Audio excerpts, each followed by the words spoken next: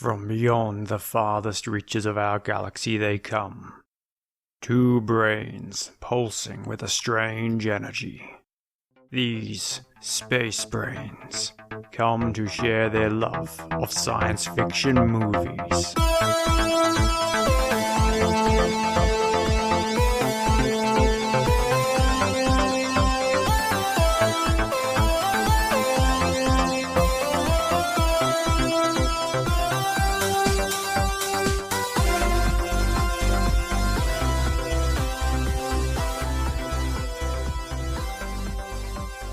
Hi, and welcome to Space Brains, the show where we joy watch sci-fi movies and then talk about what was good and what was great.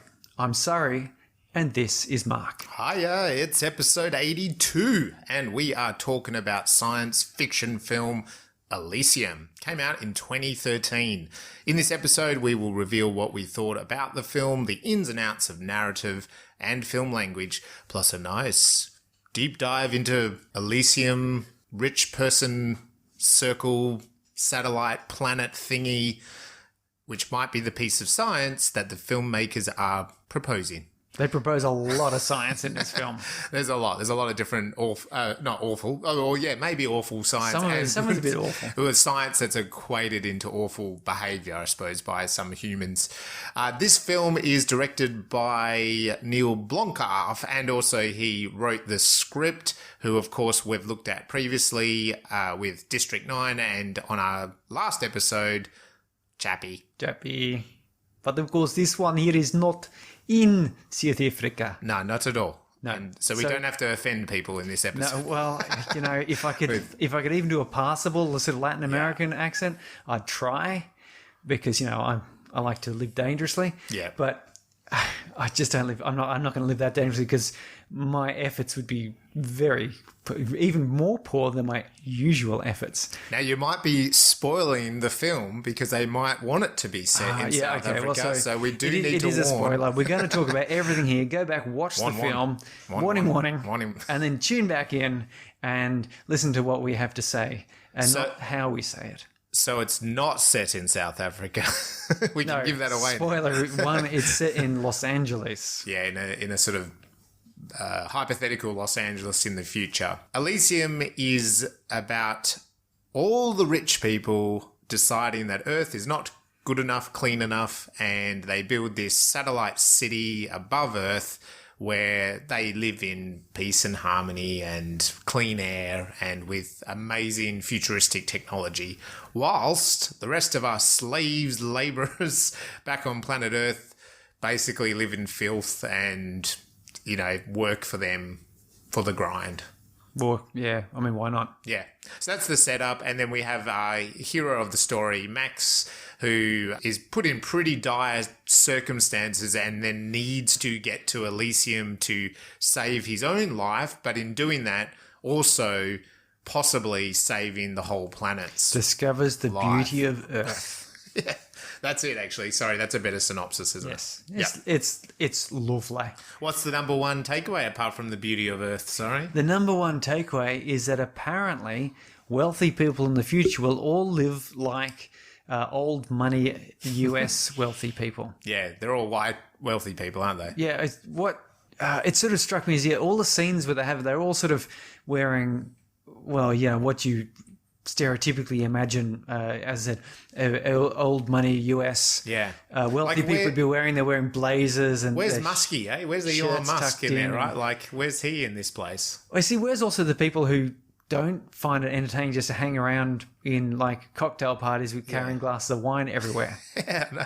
Like there's that dude right now in like he's living in South America and he's worth like $42 trillion, like he invented some sort of Bitcoin thingy, another one of them, and he's just a young dude, like doesn't wear shoes, just lives in like this habitat, his poor PA has to fly from the States down to where he is to help him, and he's just kind of, because he's not really even interested in money.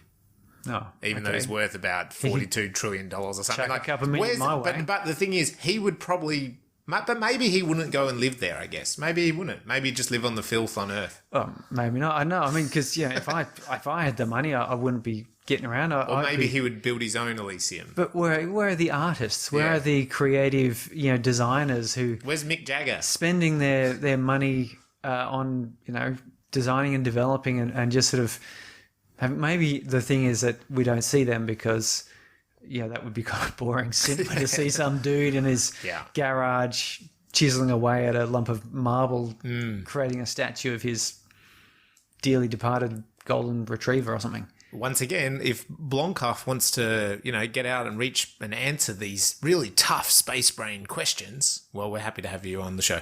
Yeah, anytime.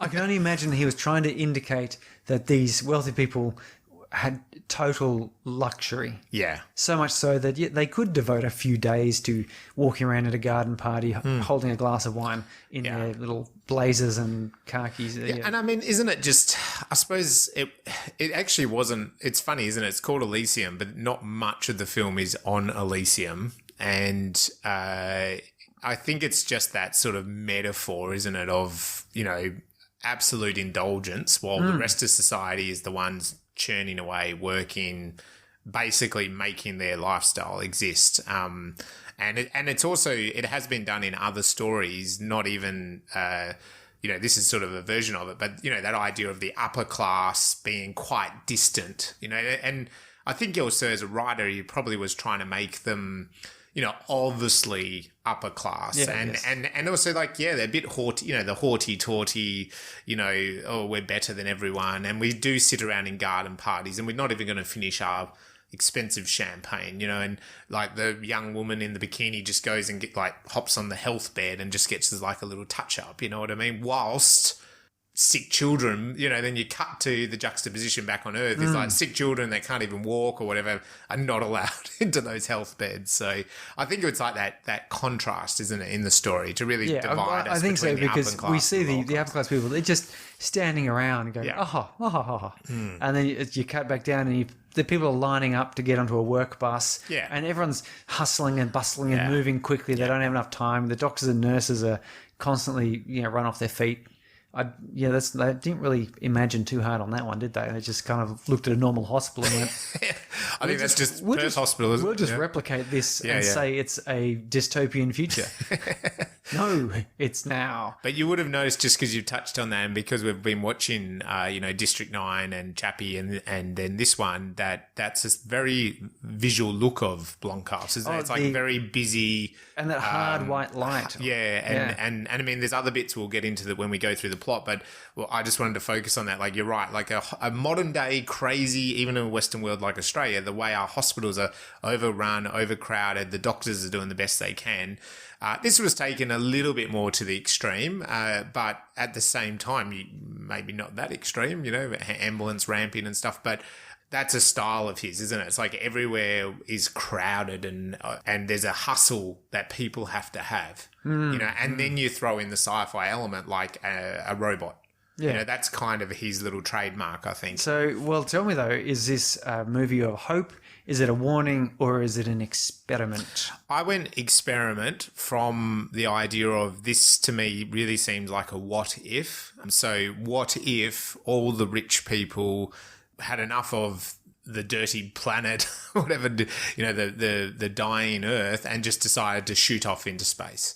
So it's kind of like, because he's answered it by saying you have this major class division, the lower class and the upper class. The upper class have the advantages of technology, better health, better, air quality, whereas then the lower class have, the dirty streets, the broken homes, the high level of crime.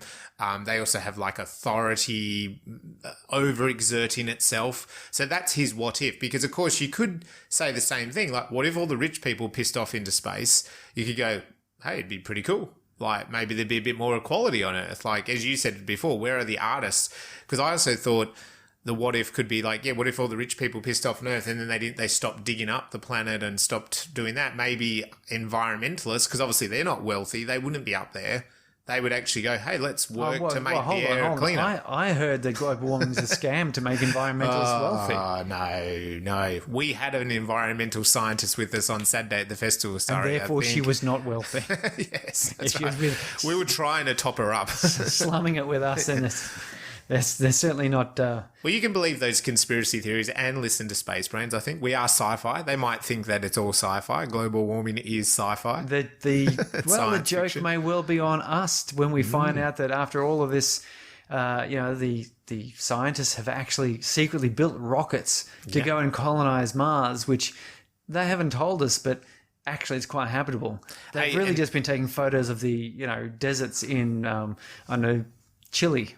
Yeah, that's right. And a tiny little tidbit, you mentioned a world, you mentioned about a world of infinite energy. China scientists have announced they're working on a project, like they've done what's the word? Model or whatever.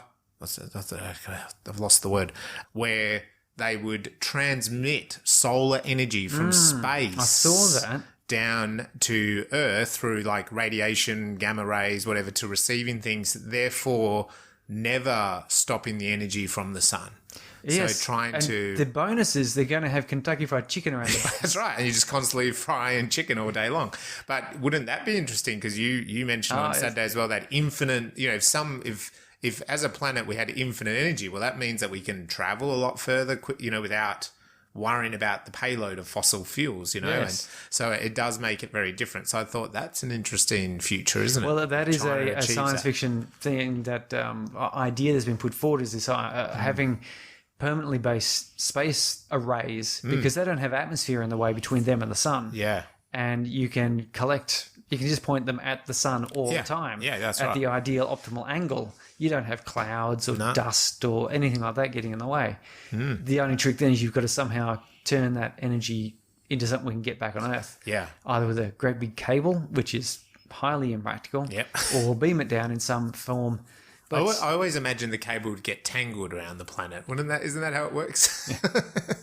well, you get two Like cables the close to each other, they vacuum cord, just instantly tangle. But that aside, see, I would have gone maybe hope, just based on the fact that humanity got themselves into this bad situation, and it was through the extra work of humans and our compassion, our empathy, which led to the solution. But experiment works pretty well. And as I said, his previous movies, Neill Blomkamp, have also been sort of examinations of different types of empathy. And this is yet another one. And I think I disagree with you saying hope, like from my point of view, because it's not a very hopeful world. And also it takes a pretty extreme individual in a weird situation to kind of sacrifice himself to kind of override the system, which then, gets us that hopeful ending when it feels like the rest of the movie's not very hopeful, but if you're out there listening, which we know that there is at least one person listening, no, we've got a few hundred listeners now, but if you're out there listening, get in touch. We've had a couple of listeners reaching out. That's why I joke about the one. We've had a really good response rate at the festival. We had a few listeners rock up as well and give me some feedback, and they also gave Surrey some feedback. And so if you're out there and you're thinking, hey, I really think Surrey is wrong about hope, then let us know. And you wouldn't be alone. No. No, give us your feedback. What do you think? Hope, experiment, or warning? So was this your first time watching this? It wasn't, but like Chappie, I'd watched this back, I guess, almost 10 years ago now, when it sort of first came out. Yep. And I'd forgotten, I'd remember the major points, but I'd forgotten exactly how it ended. Yep. And I'd sort of forgotten some of the cool features. Yes. So what was your impression not this sure time? This time, what was your vibe? the vibe, I got a whole lot more out of Sharlto's Kruger. Yeah. I do like Kruger. I do like him. He was a rough little boy. He was. He I was going to save your daughter. I was going to heal her. And now I'm going to. Oh, Sharlto, get in touch, mate. I know. I would love to talk to you. I think with that accent, you're probably turning him off, actually. Well, But he yeah. can come and correct me. Yeah, that's right. The Kruger character now really stood up a lot more when I watched it this time. Yeah. Obviously, I think the first time I was paying more attention to the heroic. Yeah, that's right. But the Kruger character as a samurai, and we'll touch on some of that symbology later on, which is, it's not something you'd expect, but Blomkamp has sort of brought a little bit of that Asian influence in Chappie as well. Yeah. Where there was sort Interesting. of like the ninja throwing stars that Chappie had. Yeah, that's true. And the nunchucks, and then we've got like to sleep. You've got to sleep now. Go to sleep. You're tired.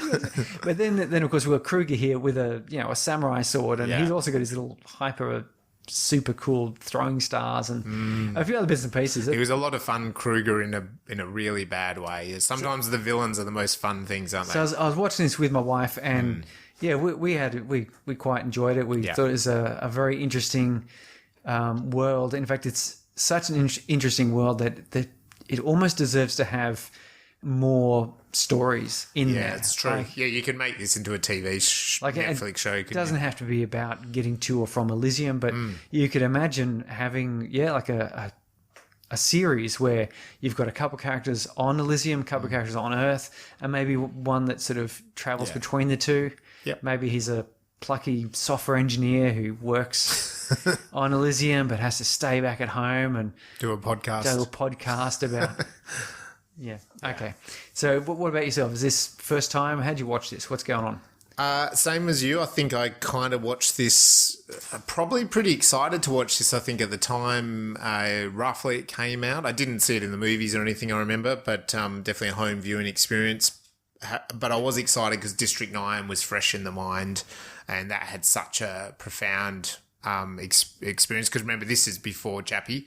And as we said last episode, his wife and himself, Neill, wrote Chappie whilst they were making this. This was a much bigger blockbuster. You've got Matt Damon, you got Jodie Foster. It's a much bigger budget than District 9, definitely, and then obviously even subsequently Chappie after this.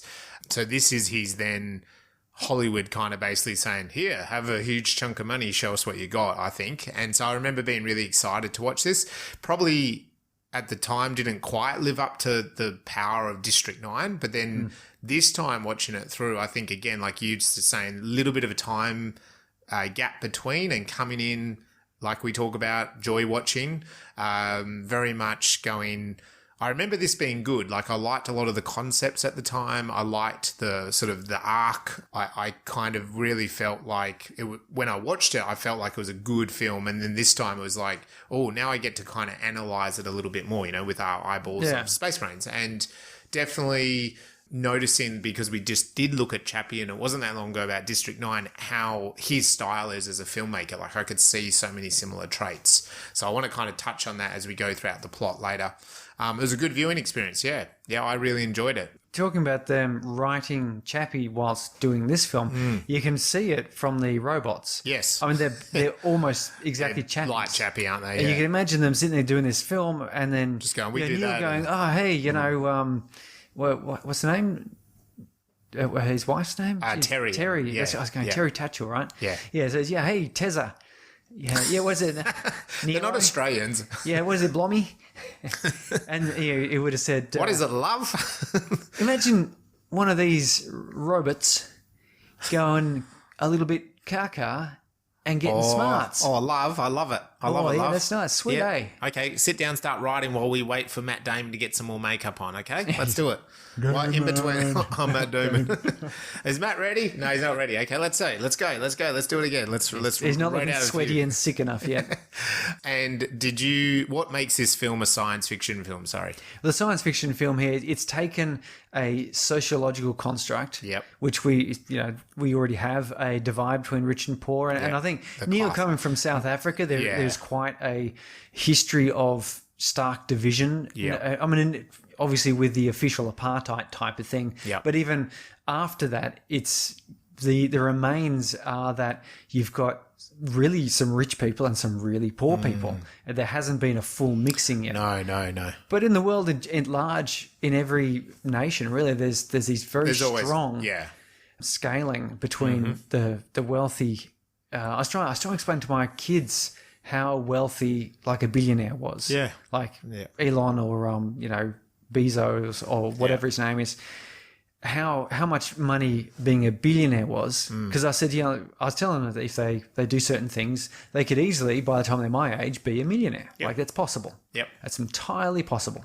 And they said, we could be billionaires. I said, well, I mean, you might. That takes a bit of luck and a bit of possibly underhanded work, depending on how well your luck goes compared to how hard you're going to have to try and hustle. But I had to explain the billionaire was that the house that I'm building at the moment, a billionaire could, buy like 20,000 of them or 2,000 of them or something like that. I can't remember what the exact scaling is. Yeah. But could buy, could build an entire suburb of my house. Yeah. And the problem is, by the time the house is finished building, he would have actually earned enough interest that he would still have money left over to build more. And they're like, oh my God. Because my kids understand that the house we're building is the primary drain of all of our cash and money. And actually, the COVID situation has been helpful because we haven't been able to go out and spend our money anywhere. So it's been kind of easy to save just being stuck at home for 2 years. But these billionaires are really massively wealthy. We are going to say, well, let's make this extreme. Let's really make this obvious. Yeah. And we're going to do it by saying, well, they're going to be not just a little bit, culturally remote. They're going to be physically in space. Yep. On a space station. And they're going to have robots. And their level of technology as well is going to be so outclassing anyone on Earth that the gap is almost, uncrossable. Yeah. And it becomes a physical manifestation of that uncrossable gap. The chance of me going from comfortable middle class into Elon Musk's circle of friends is basically the same as me jumping on a spaceship and flying to Elysium. Yeah. And there's even metaphorical rockets to shoot me down on the way. And I think Blomkamp, in his kind of race relation, class division symbology, which is in Chappie and is in District 9, especially in District 9 with, the symbol of aliens in South Africa. But in this example, you can see, we know, the United States do this, but I'm going to speak from an Australian point of view. You have refugees come in here on boats. Yeah. And it's a very, it's the same thing. It's the guy Spider, and he's like a criminal underworld guy that is the master plan to get them into old ships and sells tickets. You buy a ticket and these poor people are trying to get to Elysium for primarily, it looks like to use their health beds, but I suppose to get there and breathe fresher air and their children. And there is a very clear analogy because, for example, in Australia, we have people coming here on boats that are sinking, tiny little canoes full of people. And some of those people are coming from Syria and they've made that journey. They've spent their life savings. They've fled their country. You're officially a refugee when you flee your country. And a lot of them are sold tickets on that same concept, aren't they? Like, get to Australia. Yeah, once you get there, it's all cream. Once you get there, it will be fine. And, of course, they're coming on these boats that are literally sinking. And sometimes, our Navy gives them a bit of a nudge, It doesn't necessarily do the right thing, which we see in this movie to that next extreme, that they're blowing out. One ship is blown out of the sky. The other one that lands, they collect them. And I thought that was really well done because it's similar here, you don't come to Australia by boat illegally like that and you kind of get here and, okay, we'll look after you a little bit. No, the military greet you. And it's the same in this one. The robots, and, you saw the Jodie Foster character say, dispose of them, and they're like handcuffed. And even if they're kids, they're handcuffed and they're kind of like put in a really crude ship back to Earth, aren't they, And, I know in the United States, they've had a policy like with the Mexicans and stuff, put them back, arrest them, ship them back. And, it's the same. I think he's touching on that in this symbolic sci-fi story. I think so. And the science fiction elements in here make the story have the stakes required and make things clear cut enough that it's obvious. Yeah, it's obvious that, we're going to another planet. The soldiers aren't soldiers. They're and I thought about that a lot in this viewing. I'm like, yeah, the chappie is really rough. Yeah. But it's like, yeah, that's, the soldiers are really rough. If you come to Australia, the Navy are not nice to you, like you're going to be mistreated a fair bit along that road for hassling them on the day, and you don't get here and you're chucked in a prison out in Kalgoorlie, like really harsh conditions. That's if you get to Australia at all. Yeah, that's if you'll end up on Christmas Island or some Nauru, or I don't know what it is. Yeah. The funny thing is, so many people say let's not do that, but no one's actually stopped it. Yeah. Silence there. That's right. But I did feel like, and then we end up kind of being on Spider's side, but at the start it felt very much like he was taking advantage of that concept in a way, which is a lot of the time those people are.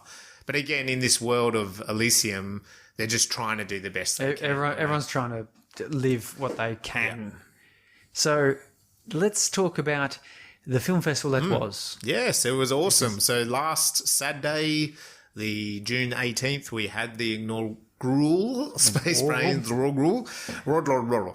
the inaugural spacebrains science fiction film festival at the beautiful Manpack Theatre. Big thanks to Manpack for hosting it. And we had Angela Tomlinson as our MC. Great work. She did awesome work. Absolute professional, local Mandra presenter. So highly recommend her.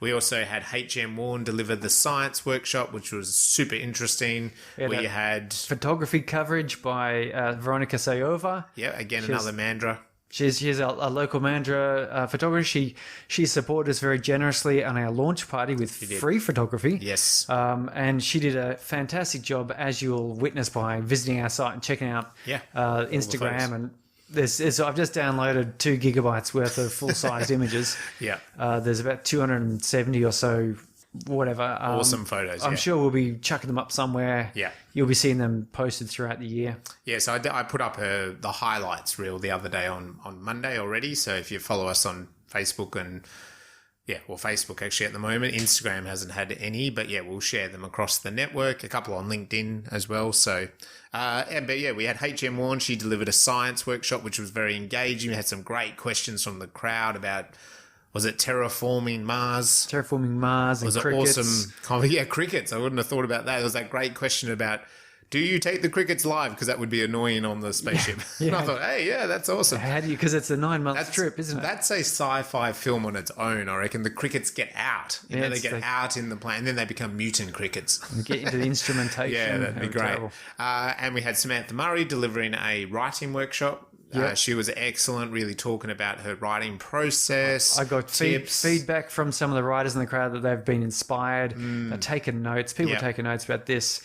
Asking questions about publishing and how to check who's reading your material. And I liked that she talked about rejection and having a thick skin. And, how she showed us that data graph that she kind of what's working and what's not working. And I really liked that because I think that's such an important element. And also then filmmaker Ben Young also talked about that. So he also mentioned how, when he went to uni, he wasn't really known by his lecturers, but then those that maybe excelled at uni went out of uni and tried to make a film. It didn't work, or they didn't get funding. They kind of gave up. Whereas he's kept going at it and had the rejections. And he gave some really good insights there about working in the film industry and getting sudden success. Yeah. And then finding what it is you really want to pursue.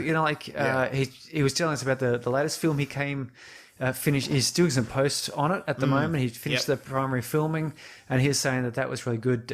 He gelled with that well as an independent production, where he was very able to be very creative in the way he was doing things, and the actors he was working with. So Billy Bob, a good old buddy Billy, and Robin Wright, they were very cooperative and shared his vision. He said it was a really good experience, and it sounds like he's going to be pursuing more of that sort of work. Yeah. And as someone trying to be creative, that's what you want to do. You want to find out a way to do the stuff that you like doing. Yes. And from that, I got a few really good takeaways there from me too. from that discussion, and it was good. Yeah, and again, the audience was very engaged, and then these guys called Spacebrains also did a podcasting workshop, which I really feel we need to do that again, but with more time, because as you might know, as listeners, we like to talk. So 30 minutes was we didn't even get to the questions, and again, the feedback from people has been really lovely about all of those workshops, picking up things, picking up pieces. We had a great lunch. We had a awesome mingling. The crowd really surged during the red carpet kind of, getting ready for the film festival component. And then we got to pull that 70 plus strong crowd into the lovely little theatre at Manpack, play our 16 of the best and greatest short science fiction films that we picked. People were gasping and laughing, and there was just noises. It was fantastic. There was moans and groans. I spoke with some of the filmmakers afterwards, and they were telling us it was the most incredible experience to see their film up on a screen in front of a live audience in a theatre. Because normally you put up on YouTube, you see the views go up, but you don't really, you maybe get a few comments, maybe you don't. It's a bit artificial in the digital environment, whereas that's a visceral experience, isn't it? Because you're there. When people gasped in shock at the growth, that was a genuine response that people had. It was like a real, in the moment, whoo. Yeah. And as someone that's had a film on a big screen as well, you kind of sit there with your heart pounding away because it's quite vulnerable that's my film. Do people like it? Do they hate it? And when you hear those laughs or groans or whatever your desired outcome was, I mean, if everyone's laughing and the idea was it's really horror sci-fi, maybe you're like, why are they laughing?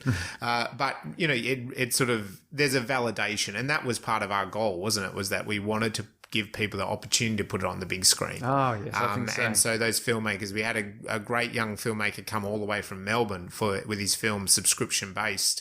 And in fact, then after all, so he came all the way for that ceremony. He was nominated and he did win the best writing because that film had some fantastic dialogue. It was a very funny interaction. film. It's a very funny sci-fi, very dark humour. But yeah, Oliver came all the way over from Melbourne with his wife and bub to support the festival. And and then, he didn't know, but he actually was going to be taking home one of those awesome little spacebrains trophies. So we went pretty quickly through the trophies afterwards. We, were able to hand out the awards and congratulate certain filmmakers and actors. And writers and directors and science elements. Oh, yeah. So there was a lot of really good joy in the room, wasn't there? It was fantastic. We finished off with a great locally produced music video by the Terror Adapters. Yep. I think I spotted one of the guys there. Yeah, right. Awesome. It turned up. Yep. You could spot him because he had his outlandish rock and roll gear on. Good awesome stuff. Yeah. It was such a blast. I had a real great day. Very grateful to everyone that partook, everyone that came. Very grateful to the City of Mandurah for supporting us. Very happy that Manpack put us up for the day. Felt like I was in very good hands with Angela, hosting the day. That made things quite easy for us. Yeah, and then everything pretty much went according to plan. We fought the time clock a little bit, but I think it actually was a very smooth running day. Yeah. And that was for a lot of factors. Yeah. We learned a lot from our launch event. Did. So this time we had a run sheet that was down to sort of 10, 20-minute increments. 10-minute little extra blocks up our sleeve. And we're listing all the slides that are going to be shown, and every possible, this has to be picked up and packed away. That's going to be set up. Some layout sheets. So, as a result, it was fantastic work by everyone. Great teamwork as well. And the People's Choice Award went to the awesome French film Transfer.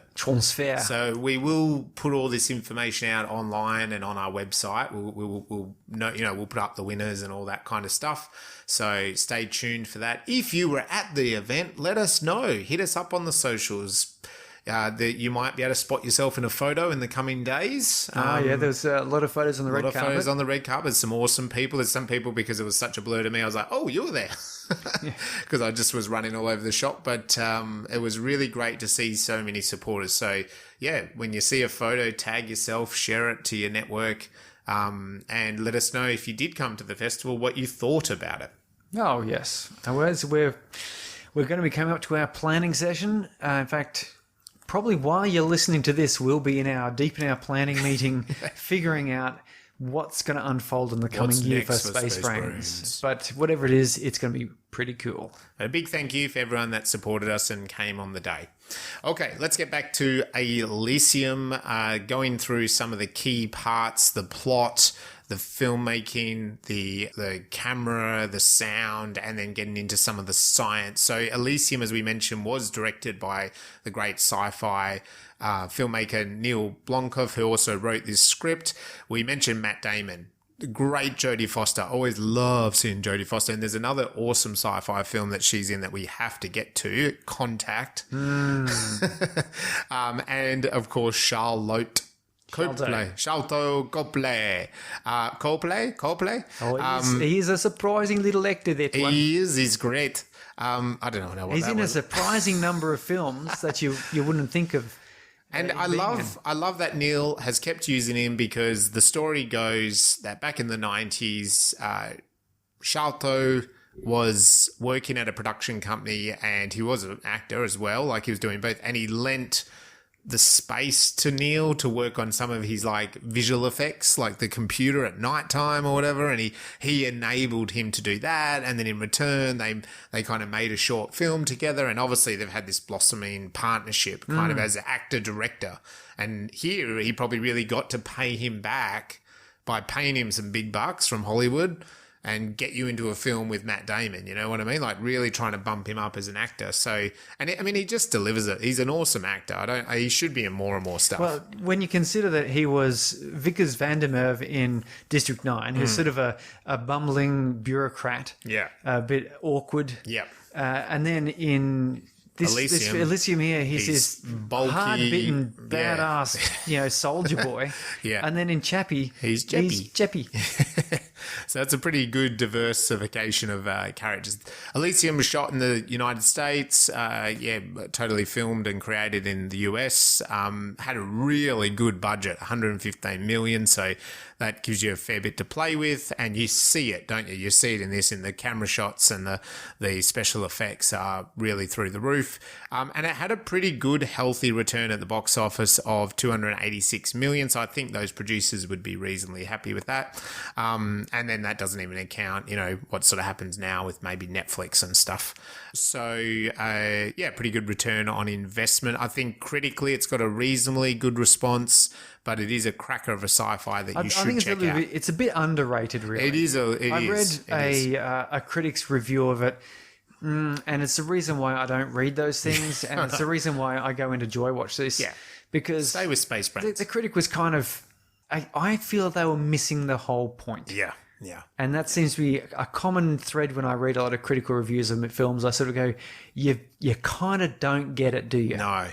And you know what? Don't. If forget the movie reviews, if you're someone that likes sci-fi, I will say Blomkamp really does embed throughout his whole film a bucket load of sci-fi ideas, doesn't he? In this film, the weapons, again, he's got weird weapons going on, right? Like futuristic weapons. If you take the space shuttles, he doesn't just do a standard space shuttle. He does the traditional type, and then he here the boss has a sports car spaceship, like he takes things to, no doubt. And nice. even and one of my favorite bits in this movie is the fact that when he has to go to the parole officer, the police officer, and it's like this dummy robot thing. Looks like a Johnny cab. Total Recall. It totally looks like that. But then it's also got graffiti on it because he likes to kind of embed that into his stories as well as graffiti, isn't it? It's like in Chappie a lot, and it's in this film a fair bit. But there's these little elements of sci-fi, and then the health beds, and the way that the robotics are implanted into Matt Damon. The very fact that the Elysium space station doesn't have an enclosed ring. No, that's right. But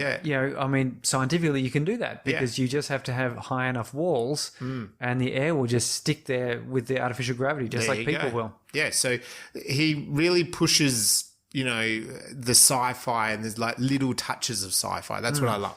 Same in Chappie, same in District 9. There's little touch-ups on the story of sci-fi. So if you love it, that's what you're going to get out of it. There's lots of little details. So let's break this film down, shall we? We shall. So we do like to break the narrative structure into the 3-act structure. What does that include, Surrey? Well, it includes 3 acts. Yes, Mark. done. Okay, first act. Just give us a quick rundown of first act. Okay, first act is the introduction. We have an opening image which establishes some world. It establishes the problems that are being faced in general. We meet our characters and the problems they're facing in particular. Max and Chappie. Max and Elysium. Sorry. Yeah, in Elysium. Gotta stop saying Chappie. And then one of the first important point really in here is the inciting incident, the catalyst, the point where you realise there's a direction to this story, there's a reason for this story. Otherwise, it's just a laundry list of things that happened. Yeah. And then you move. Oh, I nearly went on to talk about Elysium then, but you move on from that. Is you've got like this sort of catalyst. Something has happened which has changed something. Yep. And then you've got like a bit of a. Is this really going to change stuff? Is it not? Should I ignore it? Should I continue it? Should I curl up and die? A debate, which they always do, and they go, "Oh, you know what? I'm going to go for it. I either have to go for it or I'm choosing to go for it. Either way." Yep. They move into the story. They get to Act 2, which is... So Act 2 is the fun and games. It's the trailer. It's the journey to the princess at the top of the forest. It's to you're going to take a plane to the sun to save the planet. You're going to go and drill a core hole in an asteroid that's going to take out Earth. It's the fun of the story. So even if it's the most diabolic story, it is literally the idea of what the character has decided to do, and now they're going on that journey. And so now they're on that journey, we have a lot of fun elements, hopefully, for the audience. This is the bit you should sort of be, sinking in your chair, stuffing your face with popcorn and going, yeah, this is what I paid for. Yeah, this is what I wanted. I wanted to see, a big killer South African blowing up the crap out of Matt Damon in some sort of robotic suit thing. I mean, that's what you want to see. If you went to Texas Chainsaw Massacre and if in the fun and games section you didn't see a chainsaw massacre, then you'd start going, where's the chainsaw? Where's the person who's going to massacre? In a film like this, where's the sci-fi? If you haven't seen some sort of sci-fi by now, you might be leaving, So that's what this is all about, which leads to a midpoint in the character's journey. That's a bit where, you've had a bit of fun, you've tried out the experiment, and then now it's serious. Quite often midpoints are also a bit down for the key character. So they might have tried out something, a new power suit, a new shuttle to the moon. Their horse that they were riding dies. So there's a point here where the story kind of starts to take a much serious turn. And we get things which quite often the experts label things like the bad guys closing in, things being lost, a dark night of the soul, whatever their plan was in that first act to kind of try to solve the inside incident goes wrong. So maybe they, in the fun and games, got the best job at NASA that they spent their whole childhood wanting and dreaming about, and it was the job that their father couldn't get, and they did it, and then they get to this bit and they lose the job. No. But that's all they ever wanted. And NASA's saying, you can't come back here, and so their dream is squashed. And that's kind of that dark night of the soul, that things have not gone well. Their plan has not turned out. And quite often you sit there on the side of the road in the rain saying, my life sucks. And the question here in a movie is going, okay, well, how do you pick yourself up and dust yourself off and try again? But it's now got to be a little bit different. You got to take the journey that you've been on and learn something, and this is where some of the best writing teachers say it can't be too in your face, it can't be too on the nose, it can't be too cliche. And what they mean is that, they can't just obviously learn something. It's supposed to be kind of bedded into the story. In fact, you might even sort of say, for example, you look at The Matrix, he literally does just learn a bunch of stuff. Yeah. And in The Dark Knight of the Soul of the Matrix, it's not the kung fu he learned. No. It's not the ability to just get guns, lots of guns. None of that, like all of that stuff that he apparently learned, but it's not what his journey taught him. Is it? No, and even in The Matrix, and if you haven't watched it, sorry, pause, go watch it, listen to a previous episode. But even in that, he's then saying, compared to Neo at the start to Neo at that point in the film, he's now got a gang. he's got a group of people around him. Whereas at the start, he's all alone. He's all alone and without passion. Yeah, without passion. Whereas now, at least, he's going to go off and save Morpheus, thinking he's not the one, but thinking, well, you know what? I'm part of this group. I can do that. So, yeah, it's something that is now... And then now that's his new plan. And that takes you into Act 3, sorry. Act 3, of course, is called the finale. Finale. For good reason, because it finishes everything off. This is where we've got to wrap things up satisfactorily. It doesn't mean that everything has to be solved. It doesn't mean it has to be happy. No. But it has to make sense and be emotionally satisfying. And that means in a song, if you look at the way music progresses through a song, you start off on a C chord, and then you'll play through a progression, and you'll get a choruses and all that. And the very final chord you'll hear usually is that same C. If it started with a C, it'll end on a C. It might be a little bit different, but you'll hear that C, and that's the end. Because if you don't, and you try it when you just get to a song, and just before the last, halfway through the last sort of measure, hit stop, it's dissatisfying. It's not cool. So you need the same sort of thing going on here. And it doesn't matter if it's a happy song or a sad song, you still need it. You need some sort of ending. And in this one here, the start of Act 3 is where they've taken this inspiration, they've got their plan, they've got to take action, and they head off because now they're champions of the world. And then partway through Act 3, it turns out actually that they weren't good enough. No. Something else has changed. Yeah. Plans fail. A new bad guy reveals itself. Mount Doom is just a little bit harder than they thought. Yeah, the monster was tougher than they ever imagined. Yeah, this is where you have to get the real theme or message of the story. Yeah, is the learning of the journey, and the hero takes that and can now find a way to turn it around and give us a satisfactory ending. As it sometimes the turnaround is that they die. Yeah.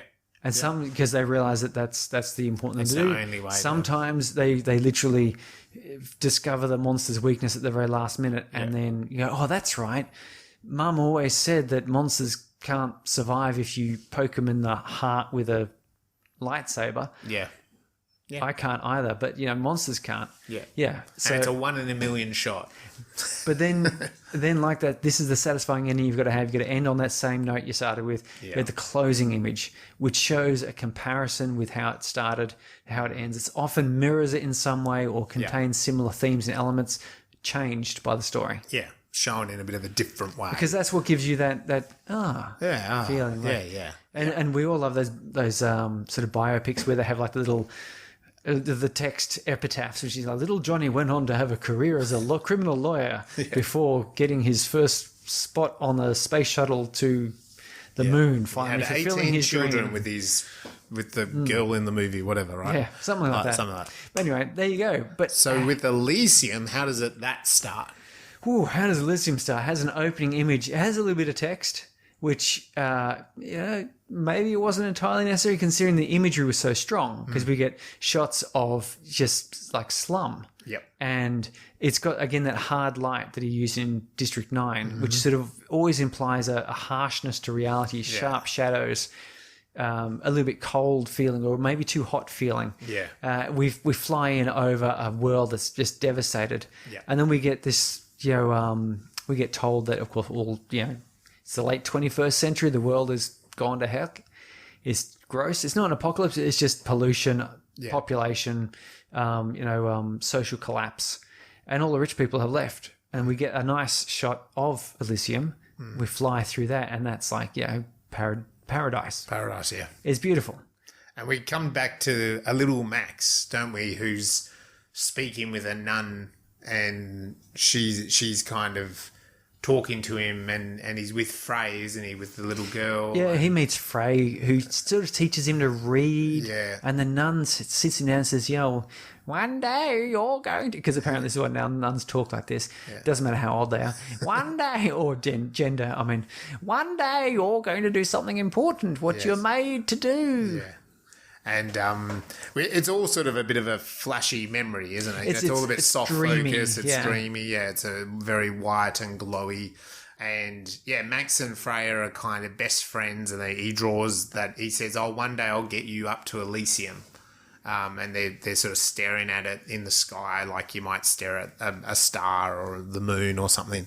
And to me, in this bit here, the theme is clearly pretty much stated in that opening bit, which is the nun saying, if you look at that and it's beautiful, like he's looking at Elysium. Yeah. But then this is the view, and she opens this little, what are they called? Like Locket. a little locket thing, yeah, and there's a picture of Earth from space. And she goes, oh, this is the view of Earth for them. You know, and so there's a strong juxtaposition there because it's exactly right. Like where Max is, it looks all dirty and dusty and slums and broken down. From a distance. But from a distance, The Earth looks really nice. of something or other. So yeah, we've got open image theme stated, and then we kind of basically come in on Max, who's Matt Damon now as an adult. He's living in a pretty slummy place, so his house is a shithole. His head's shaved. His head's shaved. He's got a few sort of shitty looking tattoos. It looks like someone scribbled on him with text. Yeah, basically. he does have a what's it called? The bracelet thing, community bracelet around his ankle bracelet. Yeah. Which suggests that he's been in jail. When he exits his little shitty slum house, there's like a gang that jokes with him about, oh, you're going off to your job, like make the money, go to the factory. And he's got a really crappy set of overalls on with, I think the brand is Armadine. Armadale or something, isn't it? Or Armadina. It's always Dine. Yeah. Like Cyberdyne. Yeah. Armadine. Yeah. I'm thinking that was a little nod to Terminator. Yeah. Because at the factory he does make robots. Yes. Anyway, and you see him kind of queuing up for these like shitty buses, and again we got this real Neill Blomkamp similar style, like hordes of people. There's a hustle, there's a bustle, there's a dustiness, there's a lot of noise. There's kids asking for money. There's kind of a real tension in the air. It doesn't feel at all very pleasant. And now that I've watched those three of his films pretty closely together, you can see that that's in all of his films. Yeah. Also, with the way he uses the camera, he builds a lot more intensity because it's like very point of view. It's very shaky. It's very in your face. He likes to kind of keep us close, and it's so. I mean, you might do that. Like, there's a really famous Spielberg movie, Saving Private Ryan, where the opening sequence of the battle is all point of view. Point of view as a camera makes you feel like you are walking around in the scene, like it's shaky. It's home video. You just reminded me of the other movie that Sharlto's in. Is that called Dangerous Henry or something? Right. Which is shot from a first-person point of view. Oh, okay. Yeah. Kind of like a video game. Yeah, right. It's sort of meant to evoke this same sort of idea of this first-person video games, and that's Sharlto doing that one. Yeah, right. Okay. Yeah, cool. So, yeah, again, that draws us into that action. And so poor Max is in this queue, and we see the robots coming up, and they're police robots or something. Yeah, they're just hassling people. They're hassling people for ID, and they're quite aggressive, and he sort of, we're seeing that he's trying to toe the line, and they come up and they harass him, and they want to see in his bag, and they remind him that he's on parole, and he kind of does a smart-ass comment. It's a bit of a joke. With that, they kind of rip the bag off, and they crunch his arm and break it, don't they? They just break his arm for him. And of course, the whole setup there is to say to you, it's a brutal world. It's a very authoritative world. It's very strict. He's obviously maybe done some wrong shit in the past, but how do you then get back on the straight and narrow? The world's kind of after him, isn't it? You wonder why they bother. I mean, really. No, yeah. And of course, then he goes to hospital where he sees Freya, which they haven't. Yeah, Freya's there, and it turns out they haven't spoken in quite a while. Yeah, and she became a nurse, and the nurse, as Surrey mentioned earlier, it's really hustly and bustly, and there's people everywhere, and there's crying and screaming, and he's got a broken arm, but other people have much worse injuries, and again, it's that style that I was just talking about. It's a very busy place, which it's interesting with this setup where he's got this broken arm, and there's this trouble, and they plaster it, and he's going to have trouble for a while, and he's got to go to work, and it's not until later on that you see these healing beds, where it's just like it could just heal anything, basically. And the doctor says in about 30 seconds. Yeah. I love that doctor says it about her daughter later. He's like, well, it's not like we can it's not like this is a healing place. Yeah, It's like it's a hospital. We can't just heal her. It's not Elysium. Yeah, that's right. And anyway, then when he gets to the factory, the boss gives him a bit of shit for being late, and no, you can't work. Oh, with he's a going to broken meet his arm. parole officer first. Oh, sorry, yeah, there's that great, sorry. He goes to the parole officer. Which just seems like it's a complete waste of time, bureaucratic process, because the parole officer it kept asking him things but didn't care about any of these answers until the end is, would you like something for that? And up pops a little drug dispensary. Yeah, which is also weird, isn't your it? choice of drug. And you're like, he says, no, I don't want something for that. Yeah. Which, it makes you sort of think, oh, really? That's just what they do. Is he just takes something. Just have some make drugs. you be happy. Yeah. But you're right, and I loved that. I loved that scene. For me, it's a really good take on a bleak sci-fi future where robotics are taking over that human role. It's that literal interpretation of a faceless bureaucracy. Yeah, because it literally is just a machine going through an ordered list. Yeah, and responding quite. Like he does a little bit. Again, he does a little bit of a joke. And the machine doesn't like the joke. The joke is that he says, it's are you abusing or patronising me? It's illegal to abuse a like, no, Jesus. And it just again sets up that Max has no power. He has no power over this system, But I love this is the whole save the cat thing. Is that so far all the way along here we've seen he's jovial, he's trying to get along, he's trying to do the right thing. Yeah. He makes little jokes, innocent sort of little jokes, but maybe it's inappropriate. So what cat does he save? I think it's more like the kids that try to rob him, and he sort of plays with them a little bit. Plays with them, yeah. He endears us with his little bit of humour. Yeah, well, he's got humour, whereas the robots don't. We can see he's a bit of a we can see he's been in prison. He's done some criminal stuff. Like someone even asked him on the way whether he's going to rejoin the gang. Yeah. And he said, no, I'm going straight. I'm trying to be straight, yeah. And we have a few jokes in, so you go, look, clearly he's just someone who's been a bit of a joker, and that's kind of led to bad things. So, he's late to work for the arm thing. And here we see that, you mentioned they're actually making the robots that then police them. So there's a bit of irony there, isn't there? When he met Frey and reconnected with her, that was where, as an audience member, I went, they were supposed to go to Elysium together. Yeah. And now he's re-met her. Yeah. I think this is the start of the catalyst. Yeah. Blomkamp doesn't have... Okay, so I'm going to go back to this film, which I recommend people watch, actually. It's the Map of Tiny Perfect Things. Have you seen that one yet? No. Okay, you should watch it, because pretty much right on the 12-minute mark, in the space of, maybe it's a 2-second shot, is the inciting incident. Yeah. And it's just so well done that you're just sitting there watching this, because it's a Groundhog Day thing. Yeah. But anyway, you're watching this, and then just at that point, perfect. Bam! This thing happens, and as the audience member, it's like, oh, whoa, bang! That's it. Yeah, that's it. And it's just 2 seconds. It's done. You know exactly what the story. You don't know what the story's going to be, but you know what the story's going to explore. You know where Act 2 is going. Yeah. And Blomkamp, like with Chappie, we're sort of talking about where exactly was the inciting incident. It sort of started with, I can't remember, I cast my mind back 2 weeks. Yeah. It's full of film festivals, don't worry about it. But this one here is likewise, he met Freya, and as the audience member, I started to go, that's right, he promised they're going to go to Elysium. Yeah. The movie's called Elysium. This is the start of it. Yeah. And you know what? I found this one, I agree, Chappie was a bit grey as well. We were a bit undecided. Is it when Chappie gets the AI program, or is it before that when he invents the AI program? Because which one comes, or is it when Chappie gets blown out of the water, and dies? It's hard to know exactly, Yeah. And I felt like this one, if you go the traditional model, it's probably then a little bit later on when he's in the factory and he has the accident and he's exposed, because that just puts him on a trajectory. But you could definitely back it all the way up to, and I found this when I watched it this time, I'm like, I knew with that, I wasn't on the timer, but I knew that around 12 minutes it didn't feel like we'd had a catalyst. It's one of those movies I'm like, there's no actual catalyst here. He'd been abused by the police officer, and then he goes to the hospital and he meets Freya. Sure, is that the catalyst? Maybe. maybe not. You know what I mean? Like, is it a big enough change that he's just met the girl from his childhood? That's what I mean. I think like, that was the start. That's where you start going, yeah. Here, he's promised he's going to go to Elysium. He's re-met her. Yeah. Something's going to draw them together, something.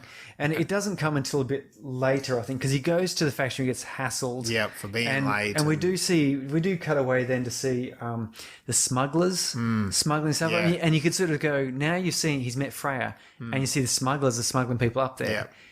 You're starting to go, okay. Yeah. But how does this work together? Yeah, and I personally did wonder, because I was thinking that, like, I did personally wonder whether that could have been edited a bit tighter. And so like, to me, him going in the machine is a major, you know, because you're going to be dead in 5 days, you know, but just the minute he goes in the machine, you know what's going to happen. So that could have been the 12-minute mark, whether it was needed. You know, we could have had the police brutality, we could have had the meeting Freya, but it could have just been sped up a little bit. Without, but then I don't. But you know, this without is having the meeting Freya first, though. Yeah. If he went into the machine, got radiated. Yeah. Okay. So as the audience, we know that you can get healed on Elysium, but he doesn't have that that emotional connection. We don't have that. Freya is there. He's still not connected in the story, but we know there's that connection. But maybe he could have then gone to hospital with the radiation or something. You know what I mean? But it's Neill's movie, isn't it? Yeah. We'll leave it to the experts. But I got the main thing is Let us know. From the point he met Freya through to, you know, that's where I started going, oh yeah. And then, because you're going, he made a coffee date with her. Yeah. And you sort of go, oh yeah, okay. But then he gets irradiated. And now you go, okay, so he's promised Freya to go to Elysium. He has to go to Elysium now or he dies. Yeah. He's got this coffee date. Is he, you know, how is he going to get, you know, in any case, you're interested in this story now. It's like built now up, you're going, there's a reason for things to happen now, Yes. and there's a reason for a stage two. And I guess maybe the argument there could be he had to see Freya because otherwise it was just his normal life, and maybe if he got radiated, he just gives up. Whereas Freya kind of gives him a little bit of a nugget of, oh no, I made that promise to her and I want to go. So I'm happy with that as the catalyst for sure.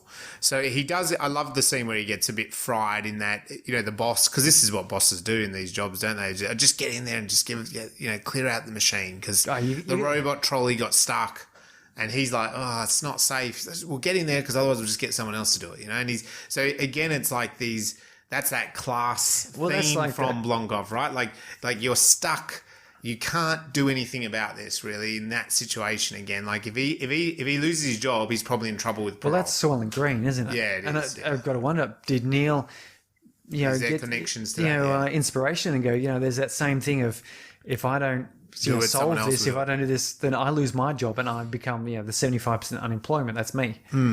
So we do find out in this bit that Spider runs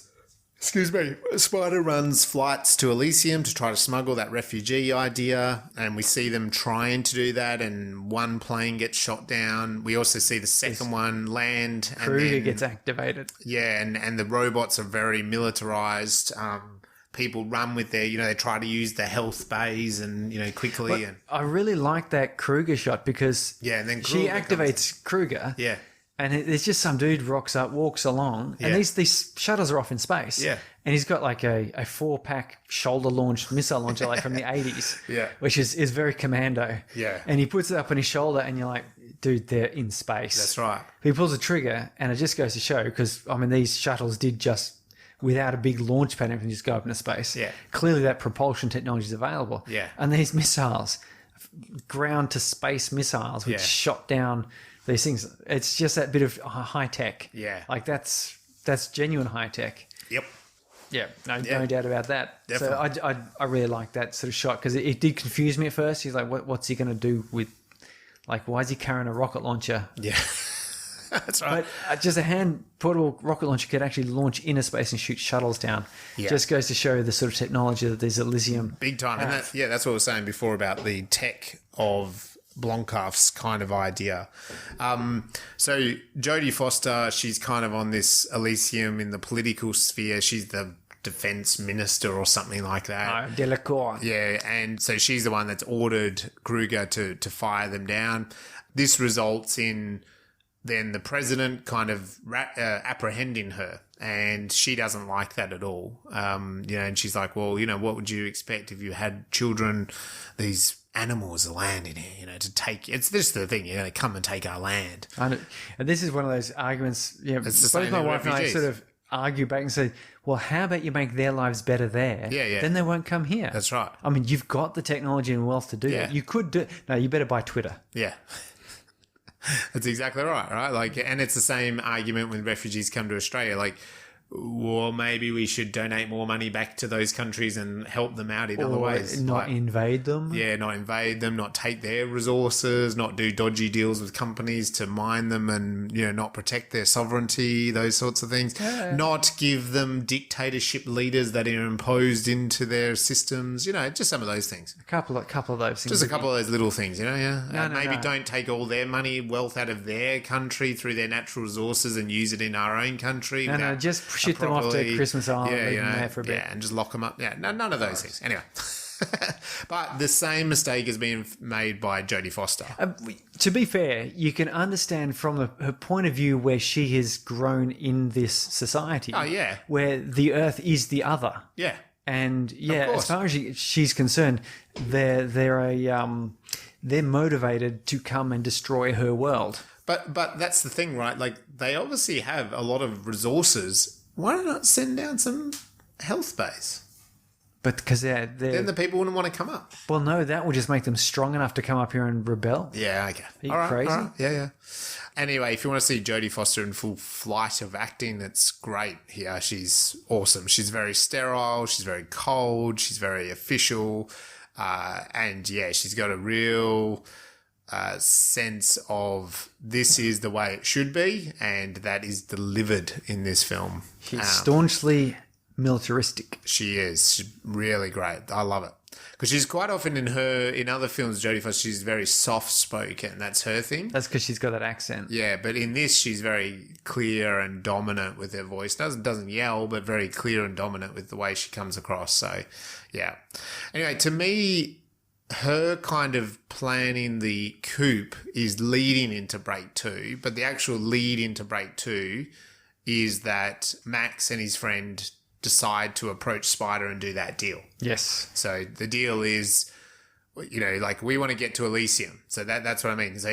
So before that in the debate, him finding out that he's got 5 days to live. I love that robot goes, you've got 5 days to live. These tablets will, again, the tablets, just chucks them tablets. We'll make them bearable. And they just drops them on him. There's no... After that, it will make it bearable until you die. Yeah, until you die in 5 days or whatever. Yeah. Okay. So anyway, but there's a bit of scene, a couple of scenes in between that, but really the debate there for him is like, does he want to actually live, right? And he decides he does. He wants to go to Elysium. And maybe sticking off your theme, I think he does notice that tattoo that he's got, the shitty tattoo of Freya and him. There might be a shot of that when he's vomiting. We also, at this sort of point where we're seeing Max learning of 5 days and so on, we find that Freya's daughter is sick and is dying. Yeah. So it's all the pieces have suddenly come together to crystallize and you go, okay, so now he's got to get to Elysium. Somehow he has to get Freya and her daughter to Elysium. Yeah. And he's got to do all that within 5 days. And I think actually now that you've just said that, I saw it, but in my head, that's the B story is the daughter. So the daughter, it's not a love, because B stories don't always have to be a love story. It's whether she's going to make it, whether she's going to survive. Did you know also Chappie had 5 days?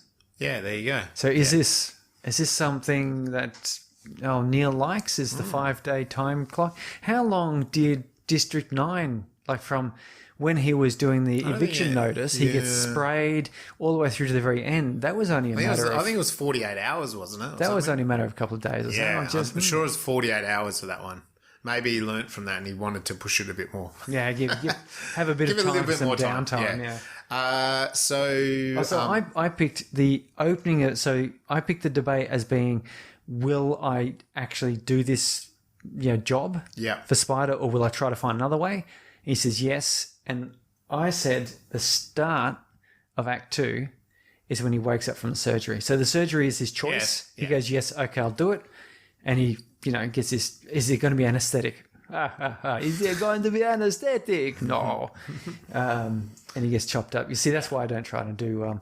That was meant to be a sort of a Latin Jamaican accent. It really wasn't. No, it wasn't. So I'm sorry. It sounded like Count. It's very backyard, very backyard. Your accent, and in this scene, it's very backyard operation. But yeah, I mean, I think so. I think to me, it's like the choice to go into Act 2 is him basically realizing, like, oh, take us to Elysium. Okay, I'll give you a ticket to Elysium, but you got to do this deal. Like, to me, that's just like, okay.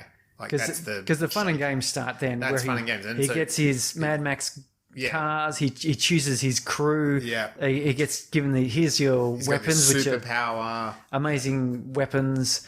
And you've got to go and do a Johnny Mnemonic and suck someone's brain data. And he's kind of gone back to what he was like, right? Like he's going to steal shit. Yeah, he's actually going back in his character. So he tried to be the good guy. Yeah. And society was like, no, we killed you in a bad accident. You would die because you were trying to do the right thing. Now go back to stealing stuff. Yeah, which it's because the irony being that, and probably this is what he was noticing as a character, is that on his way to that work, that guy, his buddy who he takes on this mission, asks him if he wants to rejoin. There's a sweet job. Yeah. He's no, I'm doing the right thing now. Yeah, the right thing. Ironically, had he said, yeah, sure, and ditched work and gone off, he would be in a better position. Yes. No worse off, certainly. He wouldn't be irradiated. Yeah. But anyway, maybe he wouldn't have the motivation. So the Fun and Games has decided to get this boss, Armadine Corp CEO John Carlyle. And such an evil boss man's name, isn't it? Before that little scene set up is that Jodie Foster has asked him to help her with a bit of a coup, and he can do that by rebooting Elysium. And isn't this an interesting science fiction element as well? Yeah. Is that Elysium is run mostly by automation and robots. Yeah. And the government is a programmed data file, as it were. Like who the president is and who all the people are and who the citizens are is all in this artificial intelligence that runs the station. Yeah. So essentially you can just rewrite the code and hack the government. Hack the whole station, which actually makes a lot of sense when you think about it. And so that's Jodie Foster's plan. And so she gets the head of the corporation to do it, and he's going to do a brain dump. So he codes it, sticks it in his brain, and that just so happens they choose that as the target for Matt Damon to attack. That was Matt's boss, who he saw looking through the window at him. There was no sympathy from him. So it's like, oh, geez, here we go with this white shut down and not running. And I mentioned it before, this guy doesn't just have a shuttle that's a regular shuttle up to Elysium. He's got like a BMW version. No, it's an EB, an Esther Bugatti. Okay. It was even in the colours and styling of the Veyron, which was popular at the time. I'm not a car guy, but that's I could tell it was a flash car in a spaceship idea. Yeah. Which was cool. And also he's got gold-plated droids. he's got his special 2 robots that that protect him from the filthy factory workers. And look, when you've got to drive around with your own 4 robotic guards like that, isn't there some point where you think there's something wrong here? Yeah. There's something basically wrong. There's something a little bit off there, right? If it's obvious to me that if I don't have these guys, I'm in mortal danger. Yeah. Yeah, I know. Anyway, they take off, and with that, this is where we get some cool military weaponry. Matt Damon fires this thing that locks onto the Bugatti and kind of then fires it out of the sky. I noticed that they've got networked weapons. He's programming it on a laptop, and it blips on the thing, and his bullets are these special detectory thingos that explode and do things. And they do more than just the regular bullets do now. So it's great. It's great. It's really good to. Anyway, they have a great fight scene with the 2 robots when the spaceship crashes. And with that, we've got Kruger being called back on the duty, and he's coming down with his boys. They're all boys. So they managed to get the data out of the head, but then there's a battle where we introduce Kruger and it becomes a more personally involved fight, because fighting against robots is a bit sterile. Yeah. And this one here, there was some sweating and grunting. Yeah. And this is where the real samurai Ronin thing comes in, because he's fighting, and you get this anime touch where we said that Max has got this special gun which explodes out in front of people. But Kruger has his shield, and the stance he takes with the shield and it's blasting out is very anime, standing against the onslaught sort of thing as he gets pushed back by the bullets. But he's not killed. It's great. And separate to that, there's a fair bit of, explosive special effects, but camera-wise, Neill hops up another level here, I think, in his point of view shooting. Did you notice that there's a bit with Matt Damon here, and he only does it a couple of times throughout the film? I figured that it probably took a fair bit to achieve, is that we sort of have, it's almost like there's a camera strapped to Matt Damon's back, and it's kind of about a meter behind him, and it moves in the same vibrational steps as Matt Damon. So it's a very first point of shooter almost point of view. So it's point of view to an extreme. And I almost thought, I'm like, look, I don't know if that's been done in another movie. I'm not huge. Recently I've been watching lots and lots of action films. Correct me if I'm wrong. This was 2013, but it's almost like I was like, oh, is this a bit of a Wachowski moment here? Is he like decided to up the ante and kind of try to create a difference in that special effects? Something like that, but I don't know if it was before or after this film. Yeah, that's what I mean. I don't know. You'd imagine now it could be more common because it's maybe a bit done more in the computer, but. Yeah, I think he definitely, that fight scene with Kruger and Matt Damon, there's a step up in the way that that's shot. So just notice that. There's a great battle scene. The weaponry is all on thing. Kruger manages to stab Matt Damon. Matt Damon manages to get away, but when he fires that sort of multiple bullet gun thing. And then with that, he's hunting them with these. Send out the girls. You send out the girls. And they're just a whole bunch of drones. They look like Roombas. Yeah, they do. Which is probably pretty relevant for 2013. So I was thinking we're getting pretty close to the midpoint here because he, we've had this fun and games. Like it was really cool the heist, basically, like the Chappie heist. There's this heist. But then it all went wrong. His friend that he brought along gets stabbed by the samurai sword, which Kruger inexplicably has. Yeah. But I think because it's just cool. And I think Kruger sees himself as a bit of a, masterless Ronin samurai. Yeah. And he's wandering through. So we've got the imagery of him wandering through. It's dusk. The sun is literally has set on him and it's dark. And he's stabbed, he's bleeding, he's staggering. And I like that. I thought... all of the other action was in that bright, hard light. Yeah. And now we've got this sort of soft, dark, and streets where he's wandering along, and he staggers and falls down by the hospital, and waits for Frey to pop on out. Yeah, and save him. For me, it's the midpoint is actually a little bit after this, as in I feel she does save him, she does patch him up.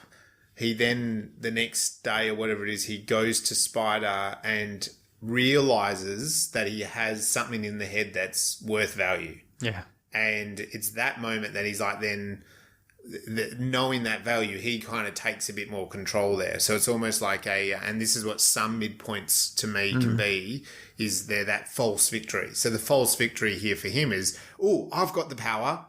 You're going to let me up to Elysium. No, because I've got the brain. Because you could well sort of say this, his grenade threat, what do you call it? Gambit. Yeah, that could have also been a false victory as well, right? Is kind of the result of him going, he's got the power. Yeah, yeah. And now we're going to get the bad guys moving in is literally Kruger and his crew capturing. Yeah, that's right. That's it. Matilda and Frey. And then he doesn't know that. And so when he goes, haha, I'm so cool and come and get me, man.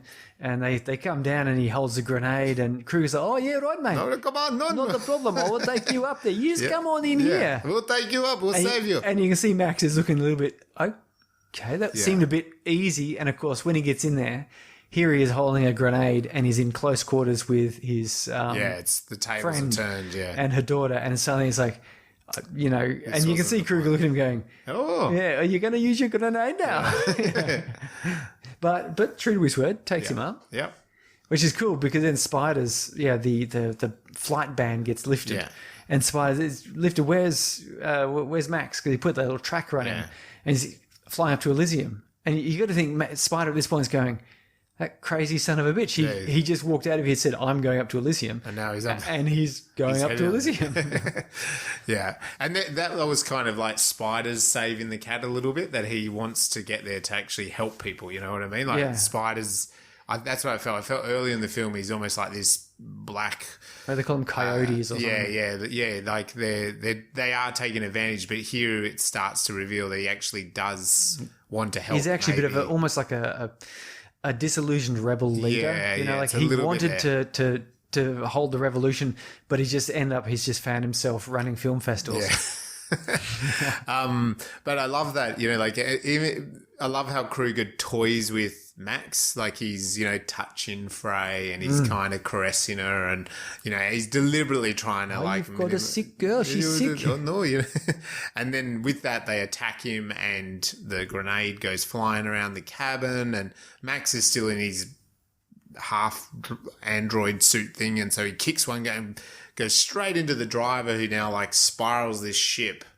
They're in space, but it's spiraling out of control. The shot you see where Kruger's face is getting ripped open. Grenade and his face. I remember this time I was like, oh, and I was like, I remember that now. Like I remember his face getting ripped off. And I forgot. It's a very brutal. This is also a really good indication of the technology difference, because these soldiers don't go, oh well, he's dead, because he looked pretty dead. Yeah, because he was actually still kind of breathing. Yeah, and they went, oh, his brain's intact. Yeah, and so they just hoiked him over to the healing thing and press it, and literally 20, 30 seconds, it had rebuilt his whole face. He's going to be pissed, eh?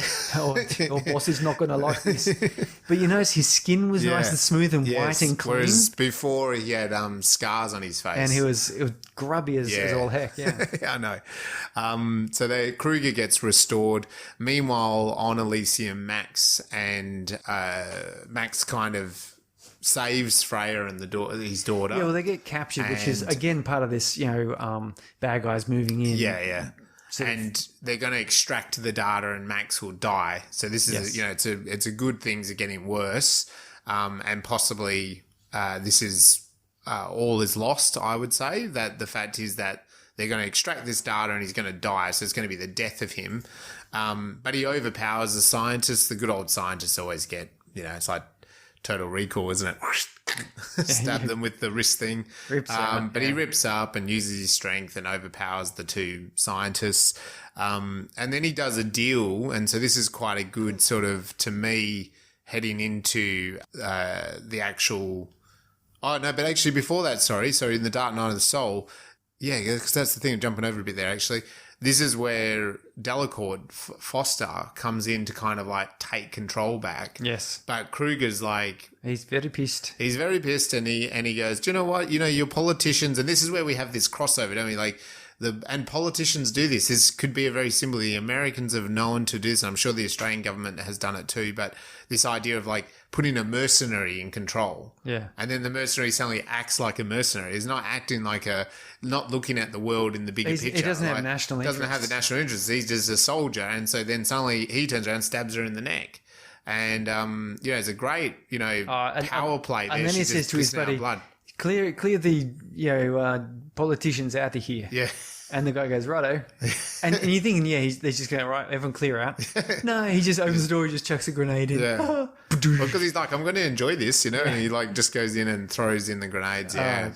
Causes chaos. That's what it does actually as well. And they're just soldiers being soldiers, really. Well, as you say, I think it's more the mercenaries being mercenaries, which is that step beyond, because the soldiers are generally still pretty loyal to their national, their nation or whatever. But anyway, so Jodie Foster, or Delacourt, does slowly die from her wounds there in front of Frey and that. So sorry, there's that. And then Frey's taken to and then Kruger and that leave to do their coup. They're going to take over. They're, I'll make this mine. Yeah. That was your good plan you had. So he starts to, instigate that chaos, and that's when Max finds Frey. So there's a bit of a win there, and to me this is actually heads to break three, because what he does is he gets on the wireless and says, the good old wireless, to Spider, look, I've got a deal. You know, like you take care of Frey, get her to a medical bay. You know, get her daughter to a medical bay, and you can have what's in my head and take over the place. Yes. You know, you can reboot the. Yeah, see, because that's kind of the plan as you're heading out into Act 3. Where he's got a new plan now. Okay, everything's crap. But he escapes and jumps out, and he goes, "Okay, here's the plan. I can at least save, Matilda." Yeah. And I can at least, at this stage, I think I can save Matilda and Frey, and we'll see. And he just makes this deal, and he goes for it. It's not until I think he does say to Max that everyone will become that's the real payoff, isn't it? It's like, so Frey's daughter can use the bed. Yes. If you reboot the system and everyone is just now, so it's not like he was going to Elysium to save himself kind of thing. You know, that was his save myself. Now it's like, do you know what? I can save everyone else, And so to me, it's a very clear plan. So there's a bit of, dodging and diving and bullets being thrown and a little bit of, taking out one of those other bad guys in this, sequence. And then, of course, we hit a climax, what the great writers talk about. You fight the bad guy at the top of a mountain. Well, in this context, we're at some big service station. See, this is where we got more of this, like a bit of a Star Wars Darth Vader Luke at the top of a we got more tower. Of a samurai coming in here. Did you notice all of the sakura blossoms, like the cherry blossoms? Yeah, I did notice them floating about the place when they're coming in here. Extremely Japanese. So because in the Japanese samurai movies and certainly in Japanese culture, I guess the sakura blossom is a symbol of the fleeting nature of life. And that you must enjoy and appreciate what life you have, which is always this whole thing with the samurai is always prepared for death, which is not really to say that they're actually trying to kill themselves, but rather they recognize that every moment of their life is a precious moment of their life. Yeah. So which means that at any time that they die, they have enjoyed and made use of each moment up to that point. Not so they're always prepared. Pressure for the samurai. and so when Kruger is out and Max is there and the sakura blossoms are all floating around, it's just that really strong same symbol that you see in the samurai films and the anime and so forth, where it's like this is the decision point. And if you're talking about the Hong Kong films, you're looking at who's that guy, Sam Lee or Hung Lee? What's his name? He did the Mission Impossible 2. No, not Jet Li. The director. He's particularly known for Two Guns. Oh, it's the Face Off guy, right? Yeah, and John Woo. John Woo. Yeah, I was getting Jet Li and John Woo mixed up. John Woo, the director. John Woo. His view of this is always the doves or the birds scattering. Yeah. Because the birds are scattering. It's like the life is danger. But anyway, the Sakura blossoms, and so I was really picking up on this because he throws his little ninja star and blows that guy up, and his preferred weapon is this samurai sword. Like he sees himself as this sort of lone warrior without a master, and then he's decided to become his own master. Yeah. And he has so they have a real good brutal battle at the top of the mountain. And this is what we've been wanting. Yeah. And he's got a suit as well now, and Matt Damon's got his crude suit. That's always a good. His suit's a little bit better. Yeah, his suit's way better. And this is the thing. And he's the stronger fighter. Matt Damon's slow. He's on his last pill. We see him have his last pill, so he's on his way out. Yeah. And they just have this real good brutal fight with a nice surprise where Kruger kind of takes advantage and then loses advantage. Oh, you almost got me. Yeah. and then he does kind of, I think, stab him or something, and gets him the edge. He hooks the carabiner so then onto he hooks onto his thing, and he's like, well, he does the old, I'm going down, you're going down, sacrifice. Again, he's the crazy mercenary, isn't he? And but then Matt Damon rips out that thing that was plugged into him, right? So he kind of like yanks that out of his body, which would have been very painful. And chucks him over the side. He explodes most comically, I found. It's one of those explosions that was no big fanfare. It's just he's all in bits. And then Matt Damon comes and looks at his locket as he gets plugged in. Yeah, he gets plugged in. Yes, and there's a fight going on in the near the life bed, and finally, Matilda's laid down, and it just goes zip, zip. Yeah, but just before, so just as Max, he says to Spider, like Spider's like, you're going to die, and again, it's a great bit of writing this because he gives him the keyboard. like to say, Yes. like take it, because again, it's like always Spider would just go, yeah, I'll do it, fuck you. Yeah. But it's like, you need the character to make that choice, Yes. you know, and he does. It also makes that speaks it gives you that hope that Spider isn't just the gangster trying to make out. Right, yeah. Because a gangster trying to make out could easily just go, yeah, okay, you plug, dook. Oh yeah, by the way, you're probably going to. Oh, it looks like you did already. Yeah, and in this moment, you know, the president breaks in, and so Max is dead, and you're right, Frey's daughter gets zipped and healed by the healing bed, and Spider's kind of being clawed by the soldiers. And to me, this was the bit that was really sweet, I think, that Blomkamp clept in there, is that then the robots they get rebooted. The whole core shuts down and gets rebooted. And it says like all citizens of Elysium, updating new list. Yeah. Oh, suddenly there's thousands of people that need our attention. And this is what I really kind of thought was very sweet was, the robots just cut, they just get to it, don't they? They just get to work, because that's what it is. It's just data. And so they just start, and even the robots come in and they arrest, those guards. And so again, like in Chappie, it's the robots who are the empathetic ones. Yeah, they're the empathetic in this point. And that's the thing, the robots are very different. And we see the ships take off from Elysium and come down to planet Earth, and, the people with all sickness and children are being rushed up. I did a few calculations on the back of a napkin, as it were, of this healing bed. Yeah. It seems to take about 30 seconds for a cycle, and in that time, it could either just give you a little nip and tuck, health treatment, or reconstruct your entire head, or just cure you of some sort of leukemia or whatever she had.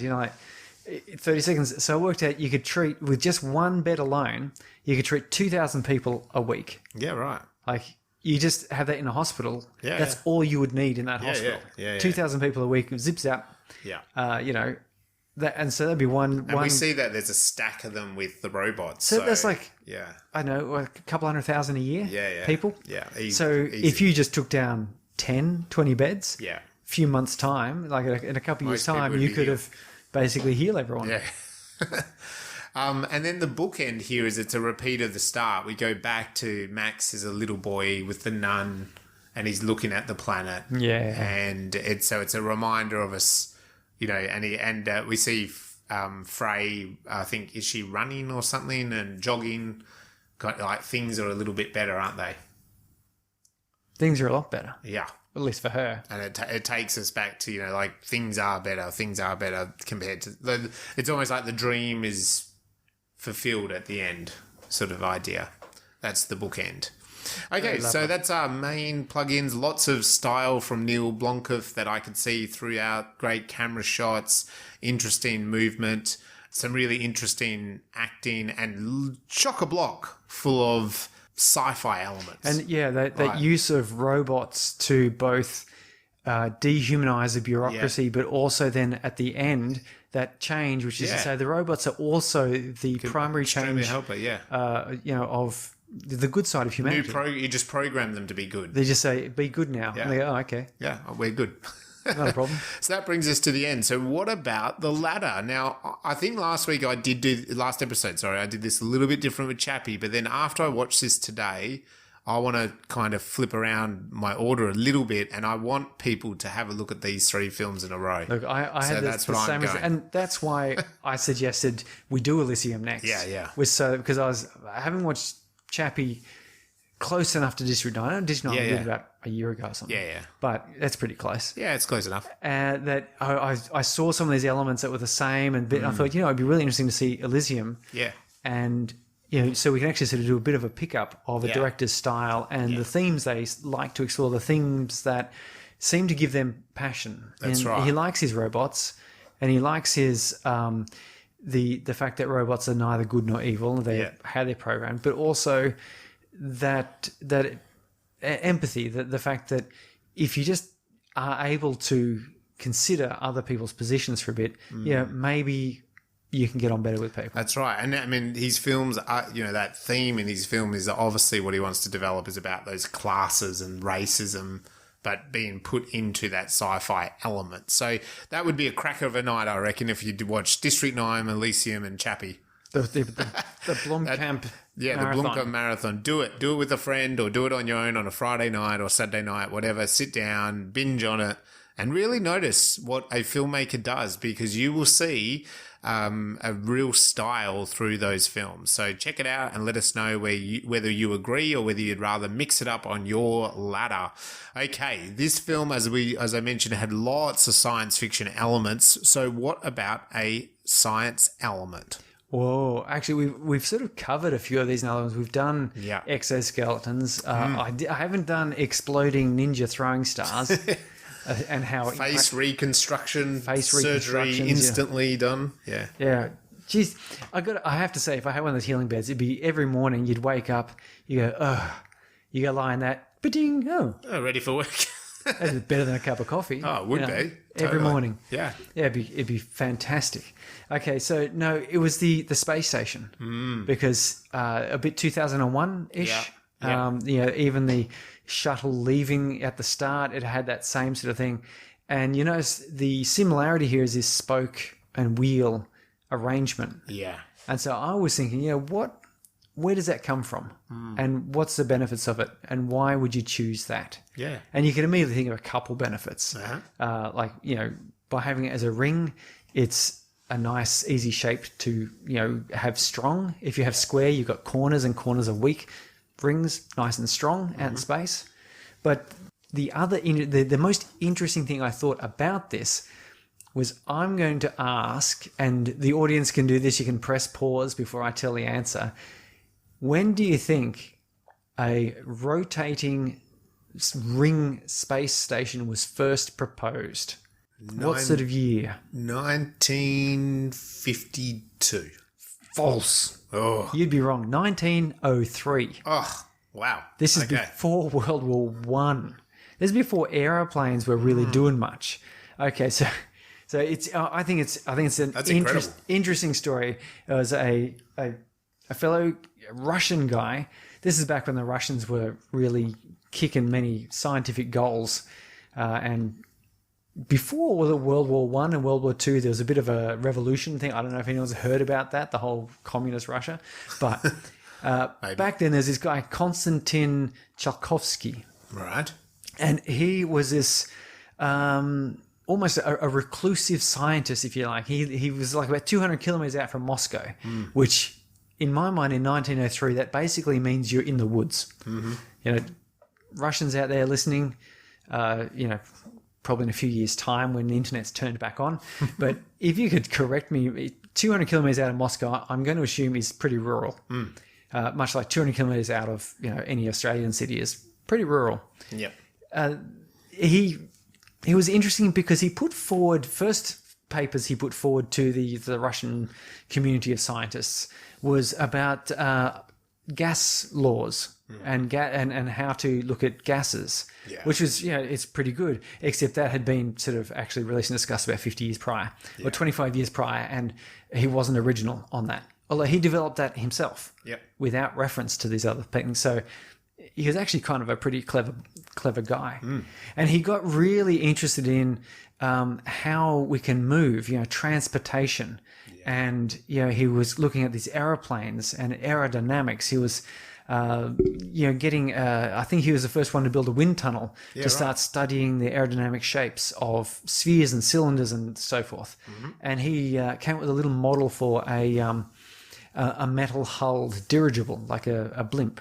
But not a blimp, a dirigible. Blimps are soft skin. So it was a little metal thing. There's only a couple of them ever got made to any real extent, but the idea is quite good because you end up with this nice, rigid, impermeable surface, whereas cloth doped with aluminium and magnesium, in case you haven't heard about this thing called the Hindenburg, not the greatest of things to put in contact with, hydrogen and electricity.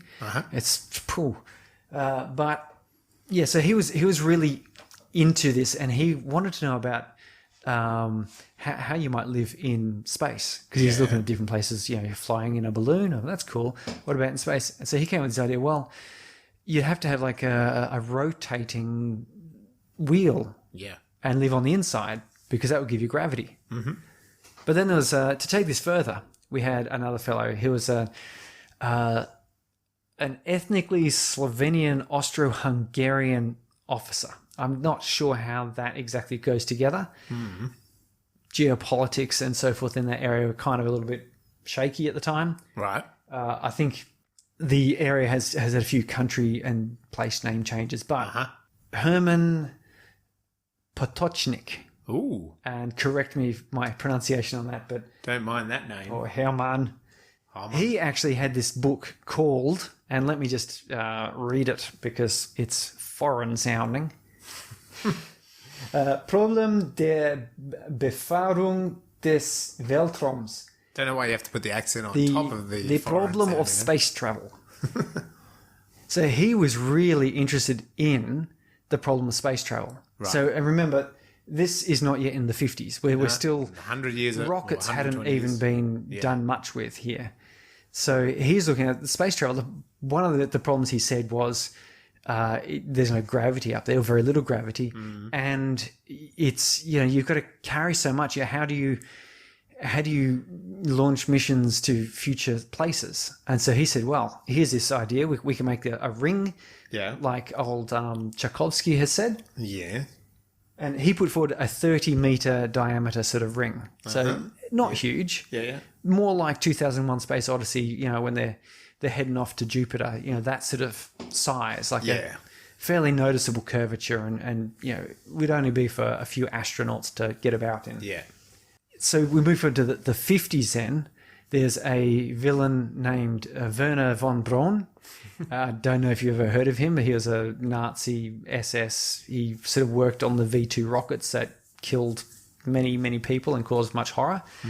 The Americans just said, okay, you're now an American called Werner. Yeah, that's right. Hey, Werner. I remember this story. Come across. We're just going to forget that you're in the SS and that you designed weapons of mass destruction, because we want you on our rocket program to get into space, beat the Russians.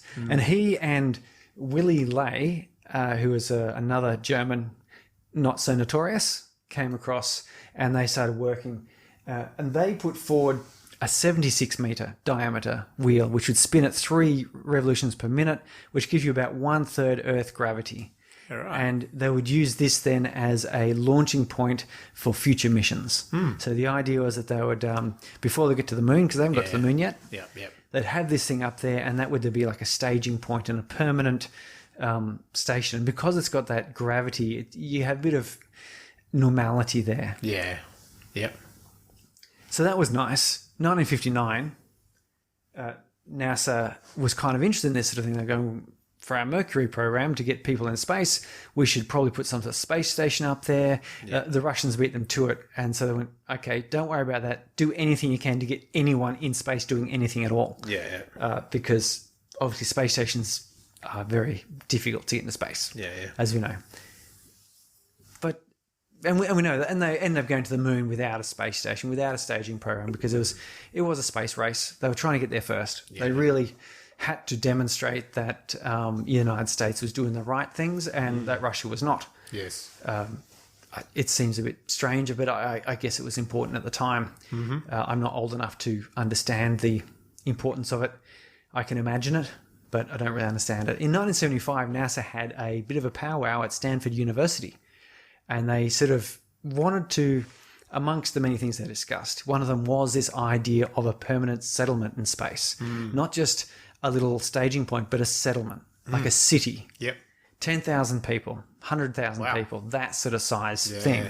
And so what would this take? So they took this von Braun wheel, the 76-meter one, and they said, that's kind of a little bit dinky. We're not going to get what we want. They designed this 1.8 kilometer diameter wheel, quite considerably larger, to hold about 10,000 people. I want that, but bigger. And it would get me the big one. And it would rotate at 1 revolution per minute and give 0.9 to a bit less than 1 G of gravitational equivalence through centripetal acceleration. Which is, because we all know centrifugal force is not a real force, it's actually the reaction to centripetal acceleration, just, because I'm a nerd. Yes. And I've probably said it wrong even still. So if you're an engineer out there who understands centripetal acceleration and the centrifugal force, get in touch and feel free to correct me. I love to learn. So this is called the Stanford Ring. And there's an interesting point here because part of this discussion was a guy, was it Gerard O'Neill? Good old Gerard. I think it was. Well, we do know. Yeah, Gerard O'Neill. Yeah. One of the feature films that was submitted to our film festival was The High Frontier, which is a documentary about Gerard O'Neill because he put forward a couple other spaceship designs. Yeah, I was going to say his stuff was all about the cities in space. Yeah. He put forward some designs which was more sort of an elongated sphere with an equatorial area with the highest gravity and it's lesser gravity on the out.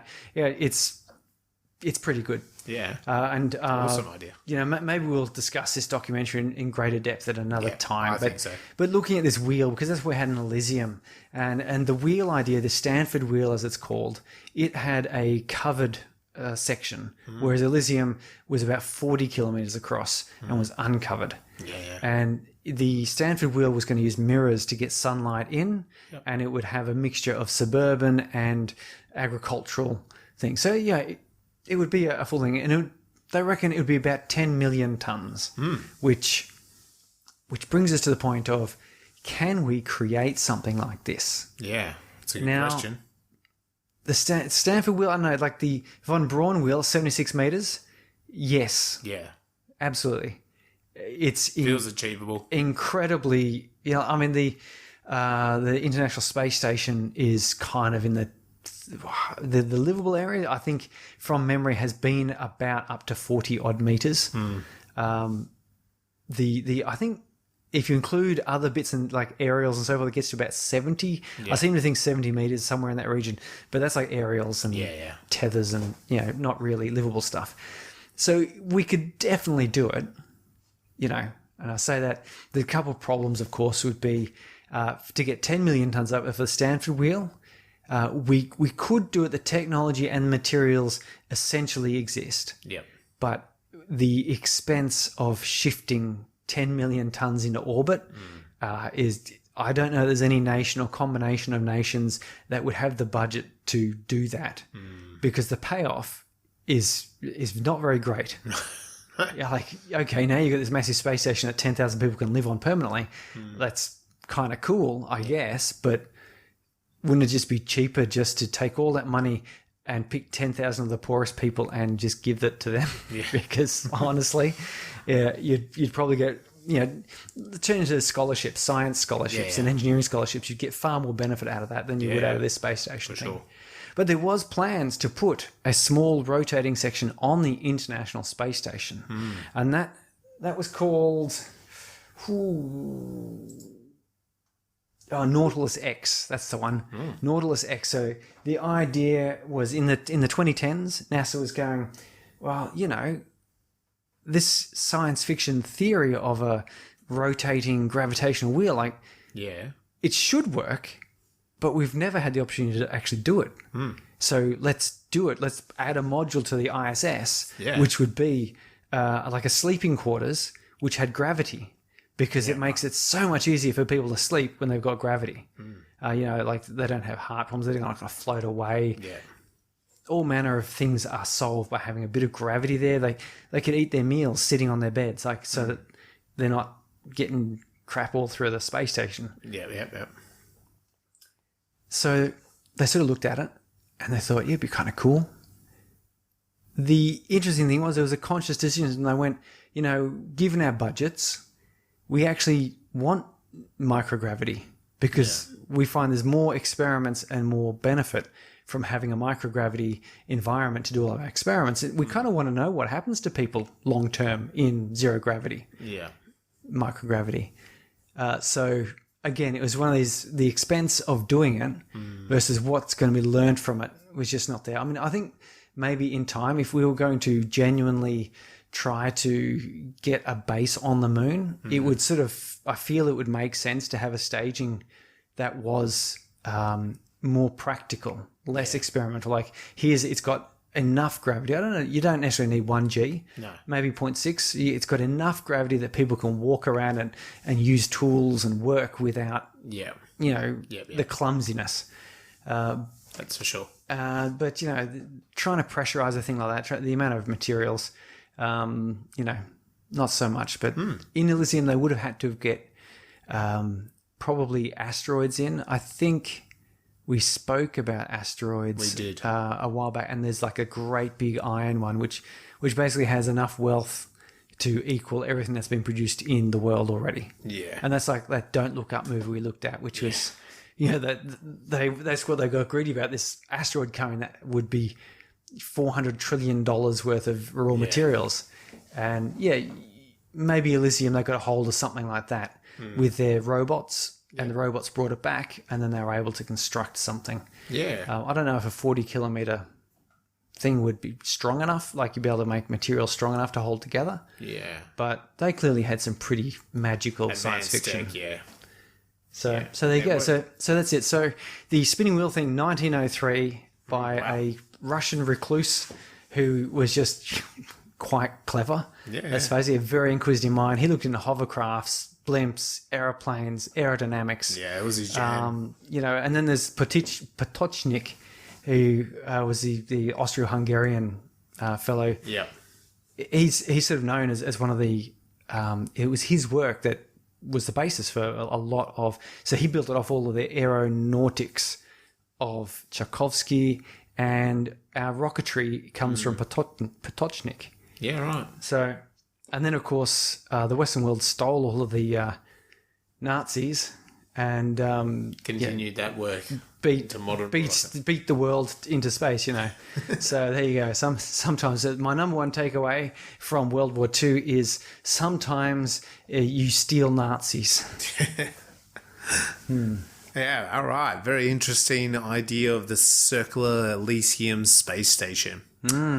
All right, that brings us to the end of Elysium. Oh, I was going to say, because Neill Blomkamp was supposed to do Halo, which is about a ring world. Yeah, right. There you go. Bit of connection. To rings. Anyway, yes, that brings us to the end. I'm sorry for interrupting. No, that's all right. So it takes us to the end of Elysium. So please let us know what you thought. If you're listening to us on anywhere that you listen to podcasts, give us a rating, a review, share it around wherever you find us.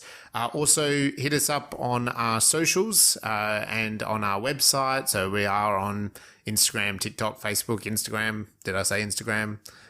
Twitter, and find us there and let us know what you thought about Elysium yourself. Actually, we do have that YouTube channel too. Yeah, there's a bit of promo stuff there from film. There is, and there'll be much more content coming very, very shortly. Yes. But yeah, check us out, ask us questions, let us know what you think, let us know about a movie that you might want us to review, and yeah, we thank you for listening. Our next episode, Surrey, will be inspired by someone who had presented to us by Ben Young, a local WA director. Yeah. This was his relatively big budget science fiction movie that he went off to Hollywood to do. Yeah. He learnt a lot of things, and it's Extinction. Yes, it's on Netflix. It is available on Netflix. Check it out. It does present some very interesting points and has a fascinating story to tell. Yeah, I haven't seen it before. You have. Oh, you haven't seen it? No, and we got from Ben's chat on Saturday, he showed us a bit of a mock-up version of the start. And he showed us the trailer, and he sort of talked about the version differences between his version and the version that's on Netflix. Cut. The good old director's cut kind of thing. So we'll probably be able to chat about those things and also let you know what we think about Extinction. So if you're following along at home, you know what's coming up. See ya. See you later.